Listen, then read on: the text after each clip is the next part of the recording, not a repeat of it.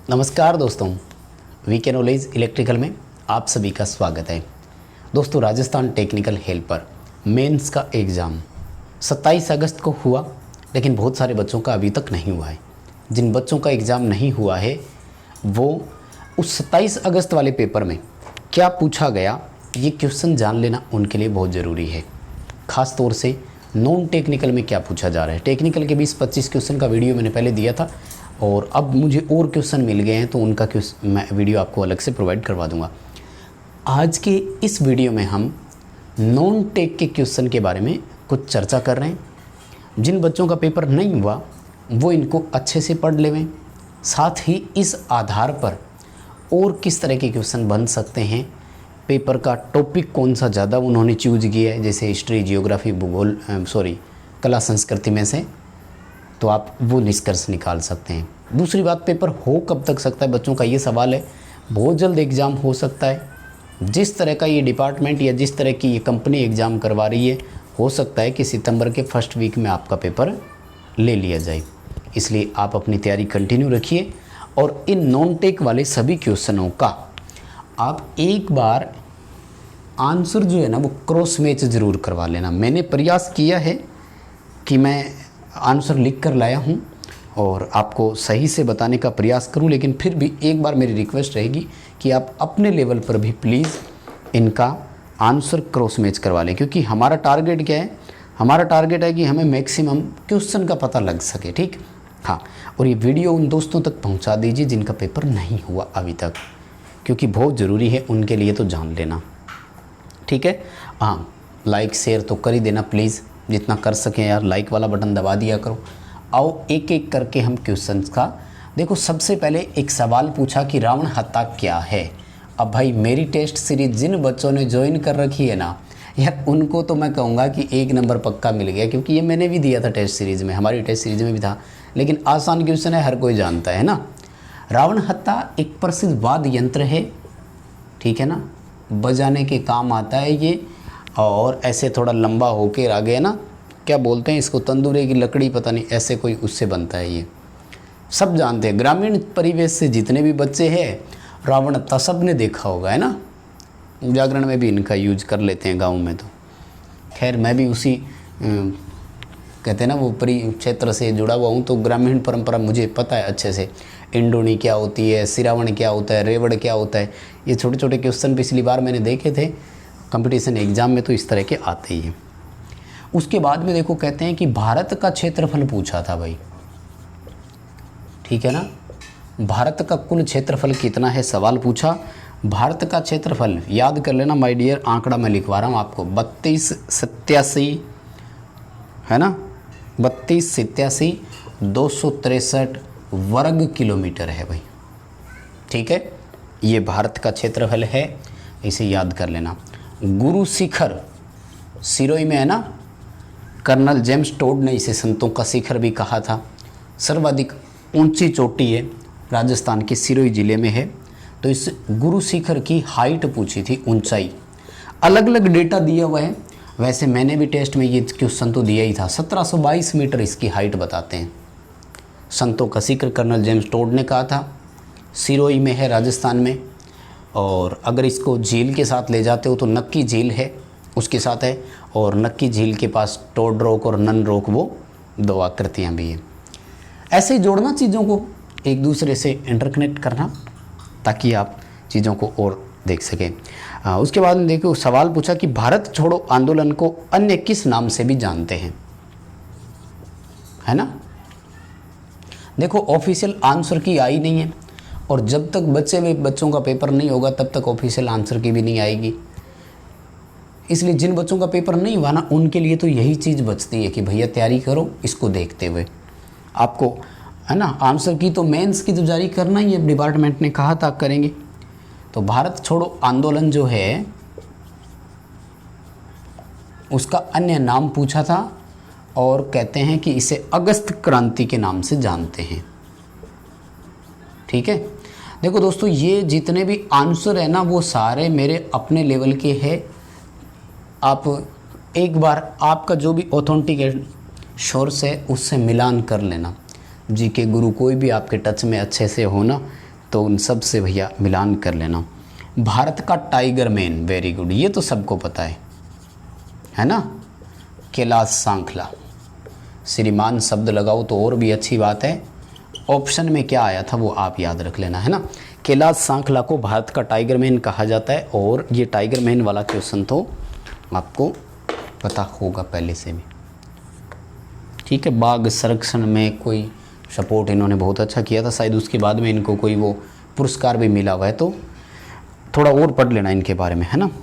हाँ, ये क्वेश्चन बहुत अच्छा है और हर बच्चे को पता ही है वैसे तो। खैर, राष्ट्रीय उष्ण अनुसंधान केंद्र या ऊंट अनुसंधान केंद्र एक ही बात है, तो ये अपना बीकानेर में है भाई, ठीक है। राष्ट्रीय ऊंट अनुसंधान केंद्र बीकानेर है। केंद्रीय भेड़ एवं भेड़ एवं ऊन प्रजनन ये है अविकानगर टोंक में, है ना। और गोवत्स परिपालन केंद्र ये अपने नौहर में है, जो हनुमानगढ़ जिले में है। इसी तरह के ऑप्शन कुल मिलाकर के याद रखो, मतलब एक पशुओं का कोई मतलब केंद्र आ सकता है। केंद्रीय कृषि फार्म जेतसर ये अपना है ना, सूरतगढ़ वाला जो है, यहाँ भी आ सकता है।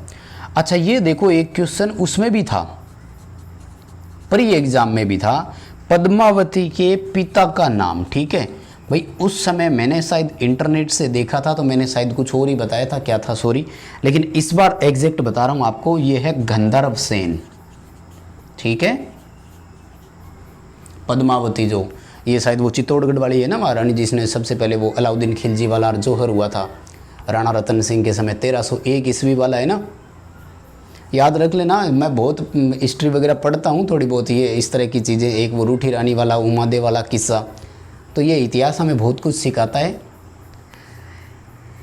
अच्छे से आप भी थोड़ा सा पढ़ लिया करो, है ना। पद्मावती वाला मुझे ठीक याद है। अच्छा, एक ये देखो, उभयपुर बांध है, पता नहीं ऐसा कोई एक क्वेश्चन था या अभयपुर बांध था।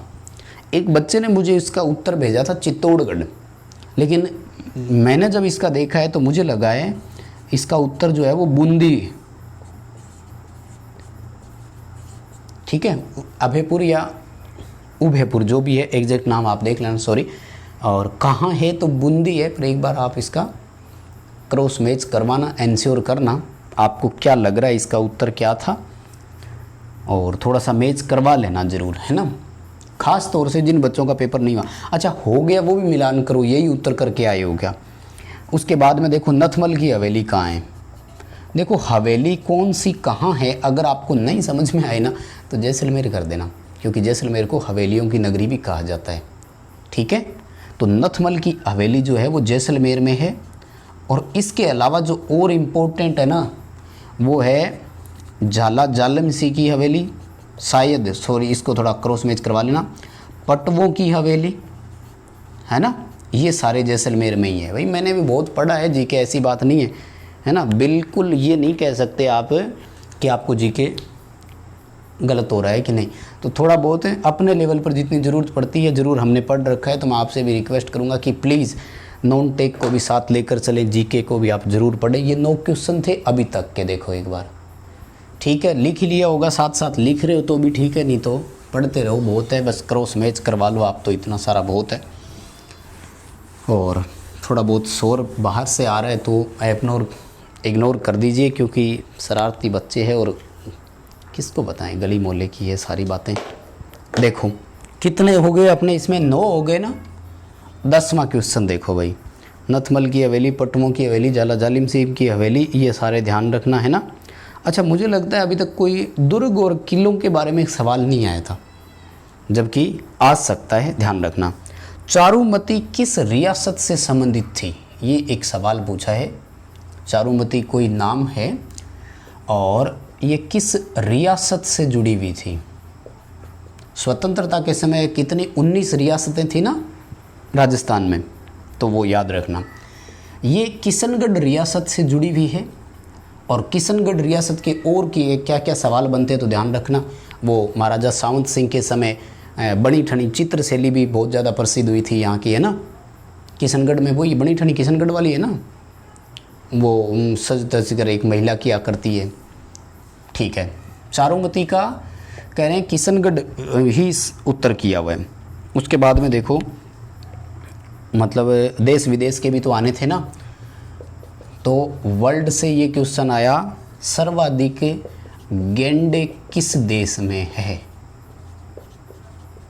ठीक है, तो इसके लिए भाई उत्तर अफ्रीका है। कई बच्चों ने बताया है दक्षिण अफ्रीका। एग्जैक्ट ऑप्शन क्या था आप मुझे ज़रूर बताइए, है ना।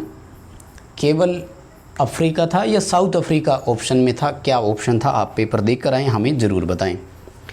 और उसके बाद में देखो जैसलमेर इंटरनेशनल एयरपोर्ट टर्मिनल का शायद कोड पूछा था, है ना। क्या कोड पूछा कि जैसलमेर का IATA पूरा नाम, जहाँ तक सॉरी मैं मान रहा हूँ इसका पूरा नाम था इंटरनेशनल एयरपोर्ट टर्मिनल बोलते हैं शायद। तो क्या इसका कोड पूछा था, IATA कोड क्या होता है, तो श्रीमान वो होता है इसका JSA। ठीक, मिलान करते रहना, देकर आए होंगे पेपर। अच्छा, एक मदन सिंह का कोई क्वेश्चन था, ये तो पूछना ही था इनके, पता नहीं क्या है ये, फलाने का उत्तराधिकारी और उसका दादा और उसका पोता कौन था, ये तो एक क्वेश्चन इन्होंने ज़रूर पूछा है। झाला मदन सिंह का उत्तराधिकारी कौन था। उत्तराधिकारी मतलब उसके बाद गद्दी किसने संभाली, उसके बाद राजा कौन बना। तो इसका उत्तर है झाला जालिम सिंह। और ये जालिम सिंह तो अभी मैंने बात करी थी ना, कहाँ है ये, जैसलमेर में इसकी हवेली है। तो शायद ये मदन सिंह और ये झाला वहीं वाले हैं फिर, है ना। वैसे तो यार झाला तो झालावाड़ वाले नहीं थे क्या, चलो देखना जो भी है, खैर। अच्छा, अब आगे देखो साइंस पर विज्ञान के भी क्वेश्चन पूछे, और चूहे जो होते हैं ना, माउस या रेट बोल सकते हो, गुणसूत्र पूछे भैया चूहों में। तो 2 उत्तर बच्चे ने मुझे लिख कर भेजे हैं, 42 लिखा है और उसके बाद में लिखा है 21 जोड़ी। अब ऑप्शन क्या था एग्जैक्ट, प्लीज़ आप मिलान कर लेना और एक बार देख जरूर लेना, ठीक है। चूहों में गुणसूत्र पूछे थे 42 या 21 जोड़ी या टोटल गुणसूत्र, दोनों में से क्या ऑप्शन था जरूर देखना थोड़ा सा, ठीक है। कमेंट करके बता देना क्वेश्चन यही थे क्या। अच्छा, उसके बाद में देखो ये भी फिर एक तरह से वर्ल्ड का ही हो गया, राजस्थान में जोड़ा है तो पता नहीं। चीन की दीवार के बाद विश्व में दूसरी सबसे बड़ी दीवार, विश्व की दूसरी सबसे बड़ी दीवार, तो ये अपने राजस्थान वाली बता रहे, कुंभलगढ़ वाली है ना। कितनी है भैया, वो शायद 36 किलोमीटर है, वही तो है ना। ये देखना, जहाँ तक मुझे याद है वो है 36 किलोमीटर वाली है ये कुंभलगढ़ दीवार की लंबाई कितनी, ऐसे आया कई बार पेपरों में क्वेश्चन आया ना। और वो कटारगढ़ दुर्ग इसी के अंदर है, छोटे वाला दुर्ग है ना। कुंभलगढ़ दुर्ग के अंदर एक और दुर्ग है जिसका नाम क्या है, कटारगढ़ दुर्ग है। और कुंभलगढ़ दीवार की जो लंबाई है वो कितनी है, 36 किलोमीटर है, तो यही वाली है फिर तो वो सही है। राजस्थान का सबसे नज़दीकी हिल स्टेशन कौन सा है, हिल नहीं है सॉरी, हिल है। देखो राजस्थान में तो वैसे तो हिल स्टेशन कहाँ है, कम ही है ना, लेकिन नज़दीकी अगर बात करें तो वो है माउंट आबू। है तो सही, वैसे तो देखो राजस्थान में पहाड़ और सब कुछ है, हिल स्टेशन क्यों नहीं बनेगा, माउंट आबू में है इसका एग्जैक्ट उत्तर, ठीक है। आप क्या करके आए हैं, इसका उत्तर मुझे ज़रूर बताना है। जैसलमेर की स्थापना किसने की थी, भैया इतिहास में से वैसे ही पूछ रहे हैं जैसे प्री में पूछा था, तो इतिहास तो पढ़ लो, फलाना शासक कौन था। इस बार तो चलो शुक्र है जहाँ तक ये मेरे ध्यान में आए, ये नहीं पूछा कि 8वां शासक कौन सा है, 10वां शासक कौन सा है, प्री में तो ऐसे बहुत से। कुल मिलाकर हिस्ट्री, जियोग्राफी और आर्ट एंड कल्चर, इन 3 को ही उठाया इन्होंने। इकोनॉमिक्स वगैरह कम लिया है, पॉलिटिक्स बहुत कम लिए। तो जैसलमेर की स्थापना राव जैसा ने की थी, बस उन्हीं के नामकरण कर दिया, अनुसार जैसलमेर कर दिया। और वर्ष 2011 के जनगणना के अनुसार सर्वाधिक साक्षरता किसकी है भारत में?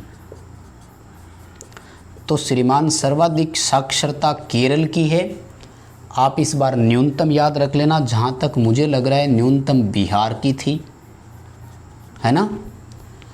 केरल की 94% के आसपास थी, जिसमें पुरुष 96% एजुकेटेड है वहाँ। सोचिए यार इस राज्य में क्या हो रहा होगा, है ना। मतलब राज्य में 94%। और आप अब राजस्थान वाली ज़रूर याद रखना, कमेंट करके बताओ इस वीडियो में राजस्थान की कुल साक्षरता कितनी है वर्ष जनगणना वर्ष 2011 के अनुसार। पुरुष की कितनी है, महिला की साक्षरता कितनी है, दोनों की अलग अलग लिखना। और देखो 2011 की अगर जनगणना में से क्वेश्चन पूछ रहे हैं तो फिर आपको वो भी याद रखना चाहिए, मुझे लगता है लिंगानुपात वगैरह, जनघनत्व। ठीक है, एक बार यहाँ तक का और नोट कर लो आप अगर कोई लिखना चाह रहे हो तो। पानी वानी पी लेते हैं यार। ठीक है, कोशिश कर रहे हैं नॉन टेक वाले तो जितने हो जाए इसे एक ही वीडियो में आपको करवा देता हूँ पूरा मैं। ठीक बात है कि नहीं। कितने हुए थे श्रीमान? 18 क्वेश्चन। ठीक है, आइए 19वां क्वेश्चन लेते हैं। रतन सिंह पैलेस कहाँ है श्रीमान? इस क्वेश्चन में तो आपको शायद ही कोई समस्या होनी चाहिए थी। रतन सिंह वही चित्तौड़गढ़ आक्रमण, राणा रतन सिंह, पद्मावती, अलाउद्दीन खिलजी, 1301 ईस्वी, पहला जौहर साका। तो रतन सिंह पैलेस तो चित्तौड़गढ़ ही करना फिर, है ना। और इतना जीके सुन करके बोल मत देना कि सर जीके की भी क्लास शुरू कर दूँ, है ना। ये थोड़ा थोड़ा याद है, या एक एक क्वेश्चन जब सामने आ जाता है ना तो वो क्या है कि कुछ एक चीज़ें जो है ना माइंड में सेट हो जाती है। जैसे ग्रेनाइट सिटी जालोर, ये क्या एक मेरे पढ़ते पढ़ते लाइन ही याद है, इसलिए इस क्वेश्चन को फिर मैं कभी नहीं भूलता हूँ, याद रह ही जाती है चीज़ें। मतलब ऐसे कुछ एक पॉइंट ऐसे जो बहुत अच्छे से याद है। और इतिहास तो मैं जी जान से पढ़ता हूँ, कुछ मैं सुभाष जी के वीडियो देखता हूँ, अपने गुरु है ना जी के गुरु सुभाष सारण जी, हाँ, तो उनके वीडियो देखता हूँ मैं इतिहास में, तो फिर वो पता ही है आपको कैसे पढ़ाते हैं, चीज़ें दिमाग में रह ही जाती है। 2020 में मरणोपरांत यानी निधन के बाद पद्म श्री किसे दिया गया? श्रीमान इनका नाम है राधेश्याम खेमका। अब मैं आपको बता दूं, और भी हो सकता है कोई इसमें नाम हो, ये ऑप्शन के अकॉर्डिंग नाम हमने आपको दिया है, बाकी आप बता देना जो भी ऑप्शन आपके सामने था। प्रथम गोलमेज सम्मेलन कहाँ हुआ? बता रहे हैं 1930 में हुआ था और लंदन में हुआ था। ठीक बात है। उसके बाद में एक गणित का क्वेश्चन था, इसमें अधूरा लिखा है, कहते हैं कि वस्तु का अंकित मूल्य 450 है, 12% की छूट है। अच्छा ये तो पूरा ही है, सॉरी। तो बताइए उसकी सेलिंग प्राइस कितनी है, विक्रय मूल्य बताना है, मतलब किस पर उसको बेच रहे हैं। 450 का 12% निकाल दो, छूट कर दो, या फिर 12 घटाओ 88% है, 450 का सीधा सीधा 88% निकाल दो, उत्तर आ जाएगा। बात एक ही है, ठीक है। कैलकुलेशन करना और इसका उत्तर मुझे ज़रूर बताना। साथ ही लगभग 19 मिनट का वीडियो हो गया, तो मुझे ये भी आज तसल्ली हो जाए कि कौन कौन से बच्चे ऐसे हैं जो यार 19 मिनट तक भी मेरे वीडियो को देखते हैं, क्योंकि जनरली 3 मिनट 4 मिनट से ज़्यादा वीडियो को कोई नहीं देखता है। 22वें सवाल तक कौन बच्चा पहुंच रहा है, मुझे आज विश्वास तो हो जाए थोड़ा सा। तो ये हल करके मुझे ज़रूर बताना इसका उत्तर कितना आ रहा है, और जो सबसे पहले कमेंट करेगा उसका आंसर मैं पिन कर दूंगा, सही उत्तर जिसका सबसे पहले आएगा। उसके बाद में देखो एक और था मैथमेटिक्स का कि 60 लीटर कोई द्रव है एक, जिसमें दूध और पानी 7:5 में है, ठीक है। कितना पानी मिलाएं कि अनुपात बराबर हो जाए? इसका भी उत्तर कर लेना। 10 लीटर पानी बता रहे हैं, ठीक है, कि अगर 10 लीटर आप पानी मिलाएंगे तो दोनों रेशियो बराबर हो जाएगा, ठीक है। उसके बाद में देखो ये बहुत इंपॉर्टेंट क्वेश्चन है भाई, सांप पकड़ना किस जाति का कार्य है? तो भैया सांप पकड़ने वाले को अपन कालबेलिया बोलते हैं। कालबेलिया एक नृत्य का प्रकार भी है, कालबेलिया एक जाति का प्रकार भी है, ठीक है। कालबेलिया नृत्य तो वो रामदेव जी के जो भक्त होते हैं वो है ना, कालबेलिया नृत्य बोलते हैं इसको। और कालबेलिया एक वो है लोकगीत भी है। कालबेलिया जाति है, कालबेलिया लोक नृत्य है, कालबेलिया लोकगीत भी है। राजस्थान में ना कला संस्कृति तो मैं बहुत, क्योंकि ग्रामीण परिवेश से जुड़े हुए हैं यार, हमें भी छोटी छोटी सब चीज़ों के बारे में पता है। चलो ठीक है, एक बार मैं इतना ही करवाऊंगा, क्वेश्चन और रह गए, अगले वीडियो में मिलते हैं। खैर यहाँ मैं आपसे बहुत ज़्यादा लाइक्स की उम्मीद कर रहा हूँ, शेयर की उम्मीद कर रहा हूँ, ठीक है, बता देना। और ये जो 2 मैंने छोड़ दिए इनका आंसर ज़रूर आप मुझे बताइएगा। बहुत बहुत धन्यवाद।